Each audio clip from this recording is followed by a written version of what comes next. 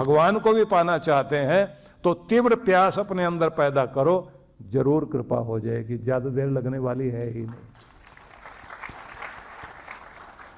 जिन लोगों को ये तीव्र इच्छा जागती है वो जुनूनी हो जाते हैं, जोश पैदा हो जाता है। आप लोगों ने दशरथ मांझी का नाम सुना ही है। दशरथ मांझी के ऊपर फिल्म भी बनी। लेबर पेन के कारण उसकी पत्नी मर गई, क्योंकि उसे हॉस्पिटल लेकर जाना था।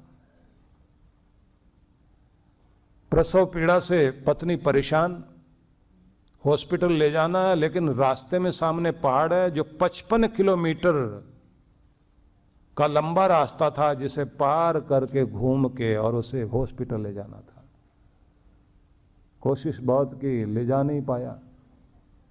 मुझे नहीं पता फिल्म में क्या दिखाया गया है, जो स्टोरी जैसी थी उसमें से कुछ बात बता रहा हूं आपको कि कैसे वो व्यक्ति चला और पत्नी जब मर गई तो समझ में आया कि न जाने कितने कितने लोगों के साथ ये घटना घटी होगी। इस पहाड़ ने एक जिंदगी ले ली, और सिर्फ एक जिंदगी नहीं, मेरे घर की खुशी छीन ली। मेरे घर में मेरा बच्चा आने वाला था, वो भी नहीं आ पाया। अब मन में आए कि गवर्नमेंट को जाकर के बोलें इस पहाड़ को काट के रास्ता बनाया जाए, क्योंकि रास्ता बहुत छोटा हो जाएगा अगर पहाड़ काट दिया गया तो आसान हो जाएगा। और लोगों ने समझा दिया कि एप्लीकेशन देते देते जिंदगी बीत जाएगी, फिर कब बनेगा कब नहीं बनेगा कुछ नहीं कह सकता है, इसलिए गवर्नमेंट के चक्कर में मत पड़ो। क्या करें फिर? बोले ये तो ऐसा ही रहेगा,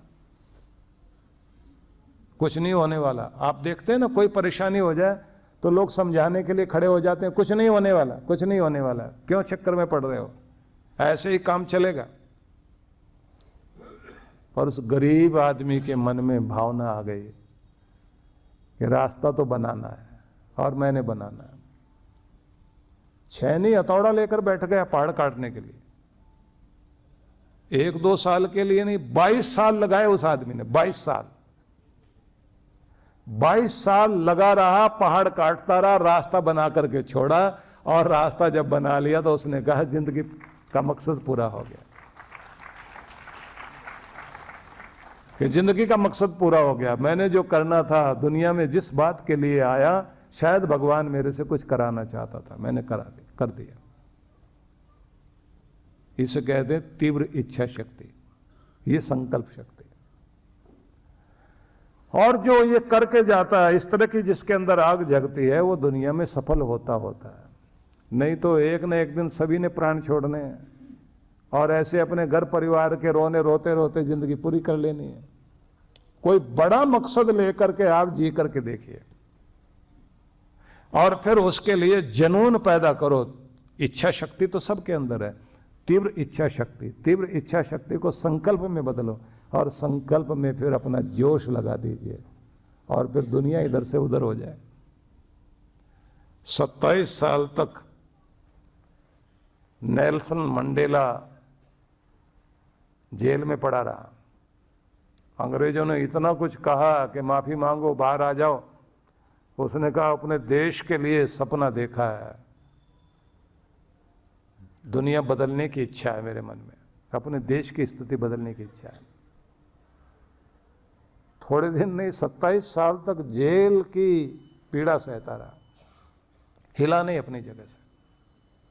जिद भी तो पाली जाती है ना, बहुत लोग जिद्दी हैं पर गलत जगह जिद करते हैं। छोटी छोटी बातों में मेरा ऐसा मान होना चाहिए, मुझे ऐसा ये करना चाहिए। किसी की बात बहुत जल्दी बुरा मान जाएंगे। गलत जिद करने वाले बहुत लोग हैं, लेकिन सही तरफ जिद करने वाले लोग अगर दुनिया में हो तो इतिहास बदलता है, उसकी जिंदगी बदल जाती है। जिद करो, जिद करना बुरी बात नहीं, लेकिन सही दिशा में जिद करिए। सही दिशा में जिद करके देखें आप, जीवन का रूप ही बदल जाएगा। तो मैं आपसे बताना चाहता हूं कि जब आप संकल्प लेकर के भगवान की तरफ चलते हैं तो कार्य पूरे होते ही होते हैं। तो आपको कोई ज़्यादा कुछ करने की जरूरत नहीं। सुबह सुबह आप अपने प्रभात वेला में भक्ति करने के लिए बैठने की आदत बना लीजिए। भले ही आपको अगर मौका नहीं लगता कि सुबह उठते नहा धो सकें, मुंह हाथ धो के बैठ जाइए, क्योंकि बाद में अगर लगता है कि शोर शराबा होगा, लोग उठेंगे, उस समय तक जो है फिर चहल पहल शुरू हो जाएगी, मन नहीं लगेगा, तो जब सब सोए पड़े हैं उस समय आप उठकर मुंह हाथ धो के बैठ जाइए। मन टिकना चाहिए, आदत बना लीजिए। और जब भी आप भक्ति में बैठें तो सबसे पहले ये ध्यान रख लीजिए, भगवान की स्तुति जरूरी है, क्योंकि स्तुति करते हुए भगवान के प्रति प्रेम को जगाना है और उसका महिमा गुणगान करते करते द्रवित होना है, फिर उसको धन्यवाद देना है। धन्यवाद देते देते आप सजदा करें, उसकी कृपाओं को याद करें, आभार व्यक्त करें, और ये सब करते करते फिर उसके नाम को इस तरह उच्चारण करें कि आपको अपनी होश ना रहे। जहां आप बैठे हुए हैं अपने को भुला दीजिए थोड़ी देर। अब अगली बात आती है कि भगवान से अगर कुछ मांगना हो तो वो कैसे मांगना, तो उसका तरीका भी यही है। उसका तरीका यह है कि जब आप कोई चीज मांगना चाहते हैं, पहले तो बहुत शांत मन बनाइए, भक्ति में तल्लीन हो जाइए। भक्ति में जब तल्लीन हो जाएंगे आप, गुणगान करते करते अपनी कोई एक इच्छा परमात्मा के सामने रख दीजिए और महसूस कीजिए कि मैंने कह दिया, अब मेरी कामना पूरी होगी, निश्चित रूप से होगी, और होगी नहीं बल्कि प्रोसेस शुरू हो गया है। अब मेरी तरफ चीजें आनी शुरू हो गई और बस आप महसूस करना, कृपा होनी शुरू हो जाएगी।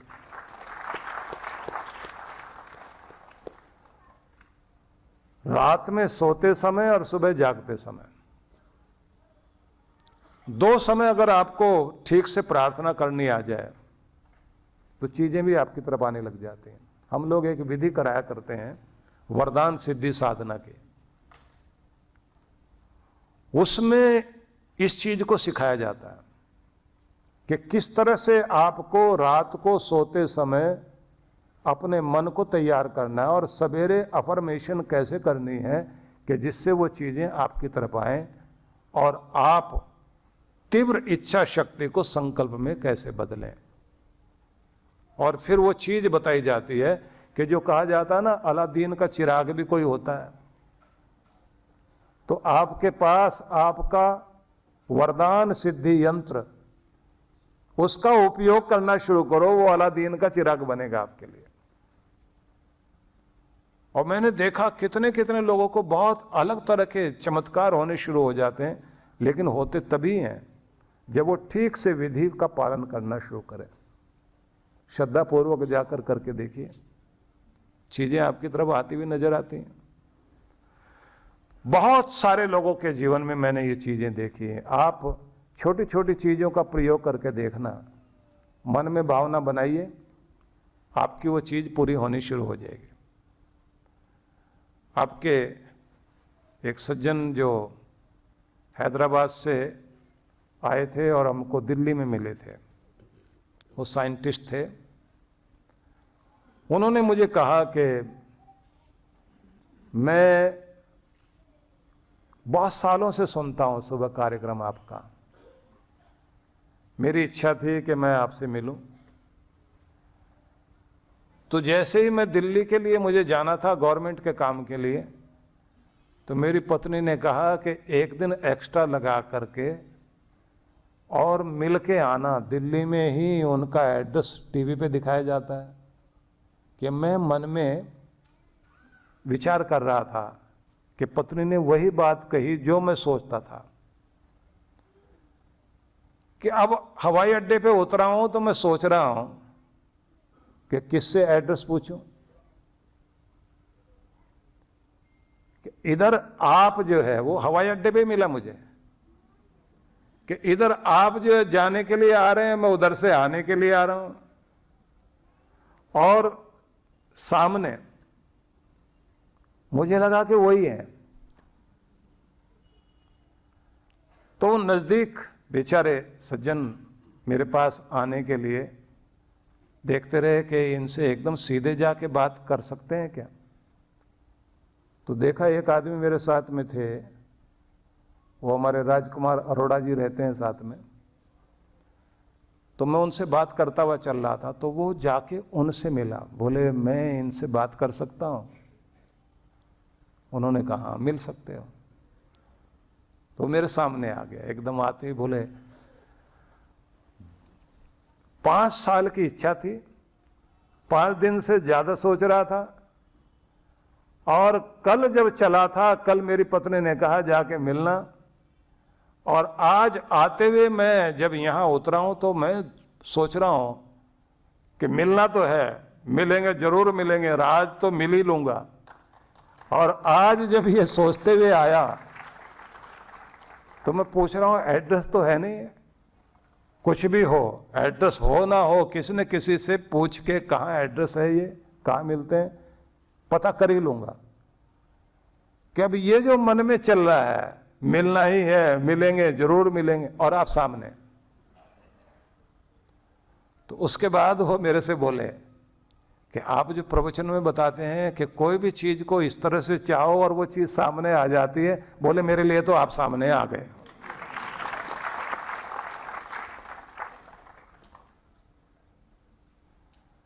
अब अगर आप किसी चीज को मन में देख रहे हो, पूरी पिक्चर, और तीव्र इच्छा शक्ति आपकी जागी हुई है, और आप उसको देखते देखते महसूस कर रहे हैं कि वो चीज मेरी तरफ आ रही है और मुझे मिल रही है, थोड़े समय के बाद आप देखोगे कोई ना कोई बहाना बनेगा, बल्कि यहां तक होगा। किसी को आप सुबह सुबह याद करिए कि आज उनसे मिलना है, बात करनी है, वो दिन में आपको मिल जाएगा। आप ये सोचेंगे कि मैं फोन करूंगा उनसे, 2 मिनट के बाद उसी का फोन आपके पास आ जाएगा। कितनी बार आपने महसूस किया होगा कि जिसको याद कर रहे थे उसका फोन अपने आप आ गया।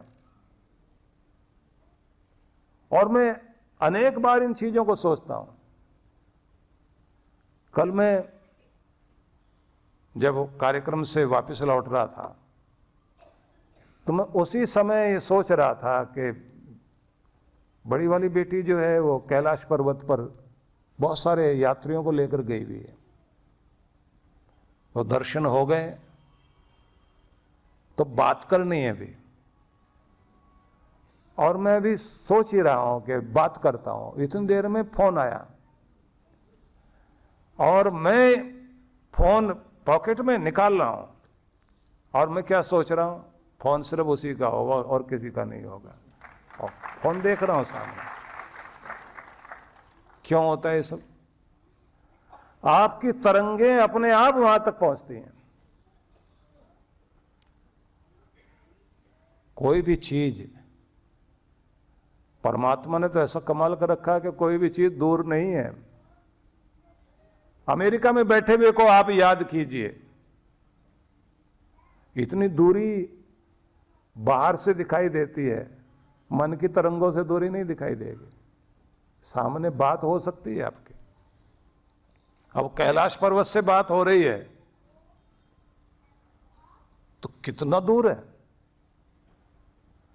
लेकिन भगवान के यहां कोई चीज दूर नहीं है। मैं इसलिए आपसे निवेदन करना चाहता हूं कि केवल मात्र ठीक से संकल्प करना, मन को जोड़ देना, मन की तरंगों को इस तरह जोड़ दें कि आपकी तरंगे, आपकी एनर्जी उसकी एनर्जी से जुड़नी शुरू हो जाए और वो आपकी तरफ आना शुरू हो जाएगा। भगवान की शक्ति से अपनी शक्ति को जोड़ दीजिए। इसलिए भगवान के लिए जितना भी आप पाठ कर सकते हो पाठ करिए। और यहाँ एक शब्द बोला जाता है कि अगर तुम में प्यास है, बादलों का घर भी पास है।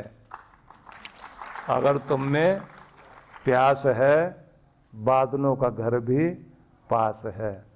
तो प्यास जगाइए और बादल बुलाइए। आप बादल को हटा भी सकते हो, आपके मन में भावना होनी चाहिए कि अभी बारिश नहीं होगी। आप महसूस करोगे कि ऐसा भी हो सकता है। मतलब यह है कि जो चीज़ अनजानी लगती है, जिस चीज़ को आप सोचते हैं ऐसा कैसे हो सकता है, जब आप अपने मन में सोचोगे कि ऐसा हो ही सकता है तो होगा। और अगर आपका मन ये कहता है कि पता नहीं होगा या नहीं होगा, तब बिल्कुल नहीं होगा। तो इसलिए कहते हैं गुरु के लिए भी, भगवान के लिए भी, कि मेरी आस भी तो, मेरा विश्वास भी तो, मेरी आस भी तो, मेरा विश्वास भी तो, मेरे जीवन की हर श्वास भी तो, तू राम भी है, तू श्याम भी है, कहीं दूर नहीं, हर पल मेरे पास भी तू है।